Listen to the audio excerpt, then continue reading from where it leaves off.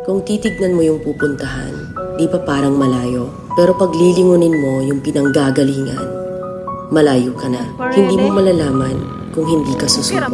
Ang buhay ay isang malaking sugal.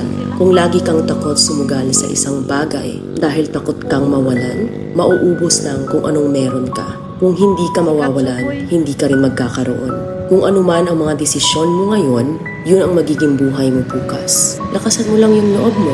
Dahil ang mundong to, aapakan lang ang mga mahihina. Ibangon mo palagi ang sarili mo.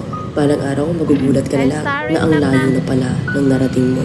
Kahit mabagal ang progress, basta may usad at kumikilos ka, okay na yan. Wala tayong magagawa. Ganyan talaga ang proseso ng buhay.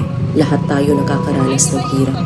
Hindi natin alam kung hanggang kailan tayo dito sa mundo. Kaya mas piliin mo maging mabuting tao. Ang pinakayaman na maituturing natin sa sarili ay ang ating mga pangarap. Kapag handa kang abutin yung mga pangarap mo, hindi ka maghihirap.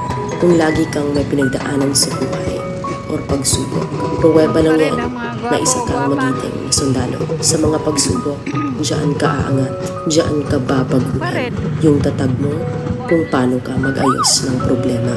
Hindi ka magtatagal sa mundo. Lubos-lubusin mo na. Gawin mo yung mga bagay na handang iangat ang sarili mo. Huwag mo isipin yung mga sinasabi ng iba